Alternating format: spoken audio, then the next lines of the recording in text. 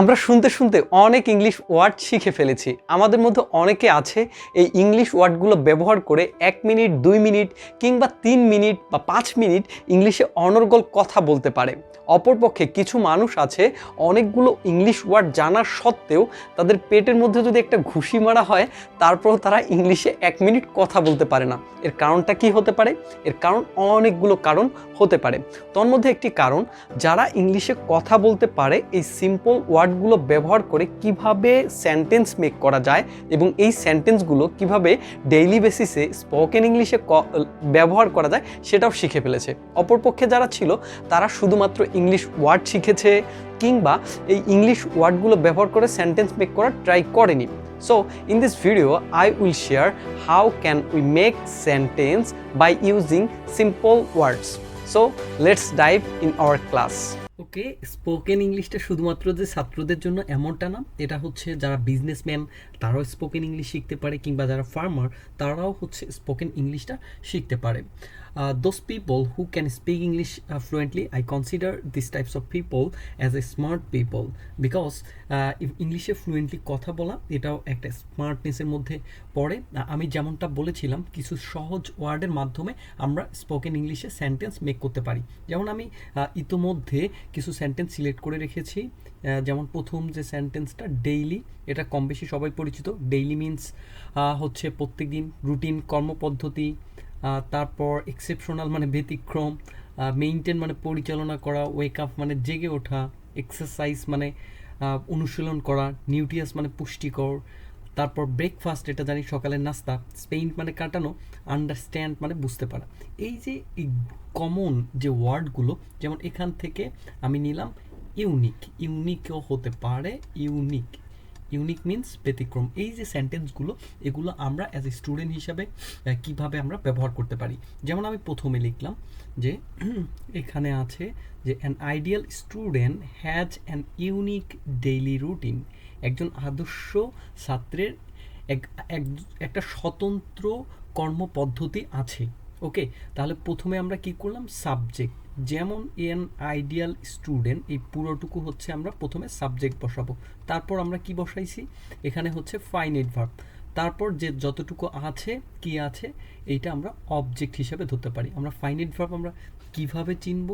যেমন হচ্ছে finite verb, যে ভার্ব দেখে টেন চেনা যাবে।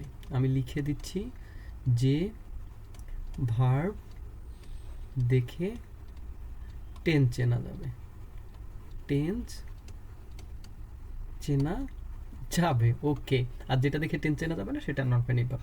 সেকেন্ড সেন্টেন্সে আমরা যাচ্ছি, যে এখানে আমার কথাই বলা হচ্ছে, আই এম নট এক্সেপশনাল, আমিও ব্যতিক্রম নই। এই same structure, I am not, এটা হচ্ছে তো ভার্ব, এক্সেপশনাল ব্যতিক্রম, এটা এক্সটেনশন অথবা অবজেক্ট, এটা নিয়ে পরে এক সময় কথা হবে।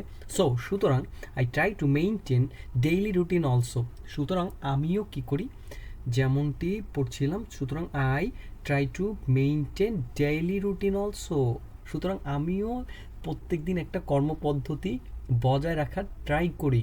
আই ও কাপ, যেমন এই যে সাবজেক্ট, আই ও কাপ, আমি জেগে উঠি আর্লি, খুব সকালে, এটা হচ্ছে অ্যাডভার্ব। আমরা পরে শিখে নিব কিভাবে অ্যাডভার্ব। অ্যারাউন্ড কত?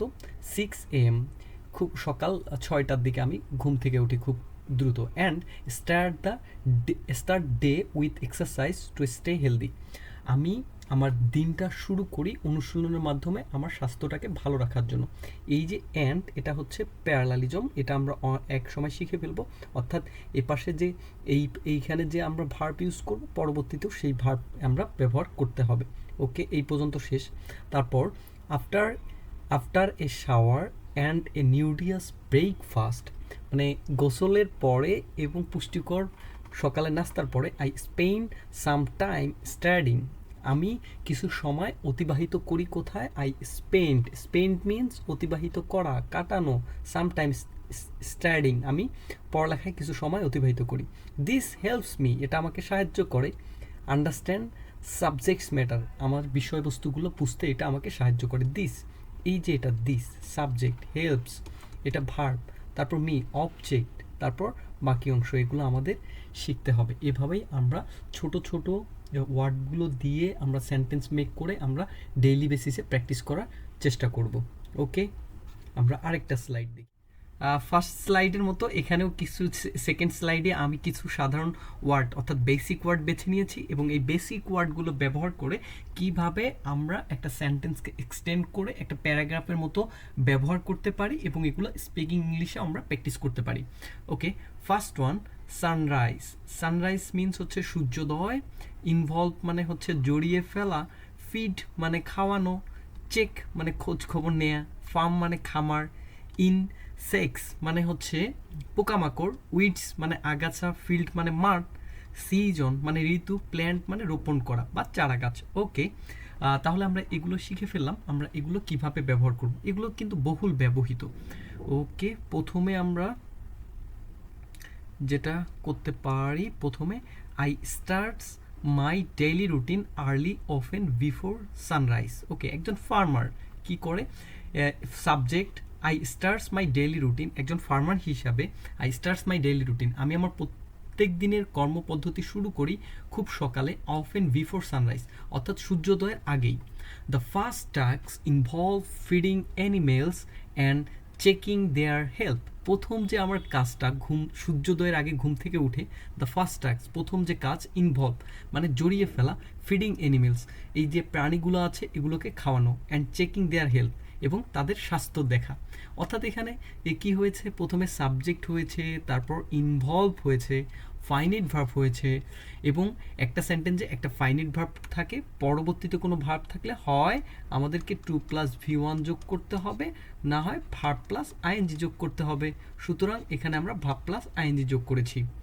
ওকে, ইফ যদি দ্য ফার্ম হ্যাজ কাউস, যদি আমার যে খামারটাতে এখানে যদি গরু থাকে, I may start the day by milking them. আমি এই ফার্মে যদি কোনো গরু থাকে, আই মে স্টার্ট আমি শুরু করতে পারি the day by milking them মানে দুধ দোহানো, দুধ দোহানোর মাধ্যমে আমার এই কর্মপদ্ধতিটাও শুরু করতে পারি। Okay, I also check my crops to make sure they are growing well, এবং আমি এবং আরও খোঁজ খবর নেই আমার শস্যগুলো, টু মেক শিওর নিশ্চিত হওয়ার জন্য দে আর গ্রোয়িং ওয়েল তারা খুবই সুন্দরভাবে বেড়ে উঠছে কিনা। ওকে, দিস মে মিন এটার মানে হচ্ছে ওয়াটারিং প্ল্যান্টস, এইটার মানে হচ্ছে ওয়াটারিং প্ল্যান্টস অর্থাৎ চারা গাছগুলোতে কি দেয়া, চারা গাছগুলোতে পানি দেয়া, চেকিং দেয়ার ইনসেক্টস মানে হচ্ছে কোনো পোকামাকড় আছে কিনা তার খোঁজ খবর নেওয়া, আর রিমুভিং ওয়েটস মানে আগাছাগুলো পরিষ্কার করা। As the day goes on এভাবেই আমার দিনগুলো যায়। I work in the field আমি মাঠে কাজ করি, তারপর আর কি করি, প্ল্যান্টিং সিডস আমি চারাগুলো রোপণ করি, অ্যান্ড হারভেস্টিং ক্রপস মানে শস্যগুলো সংগ্রহ করি, ডিপেন্ডিং অন দ্য সিজন এগুলো কাজ হচ্ছে আমার সিজনের উপর ডিপেন্ড করে। আচ্ছা, আমরা যদি স্টুডেন্ট হই তারপর হঠাৎ করে মাঝে মাঝে আমি কি করি, মাঠেও আমরা কাজ করি, যখন আমরা মাঠে কাজ করি আমাদের মাঠের কাজ করার ক্ষেত্রে এই সেন্টেন্সগুলো বা আরও আমরা আইডিয়া নিয়ে সেন্টেন্সগুলো মেক করে আমরা স্পিকিং প্র্যাকটিস করতে পারি। সো আজ এ পর্যন্তই। Stay with Sami's motives, please subscribe my channel for more videos. আল্লাহ হাফেজ, টাটা।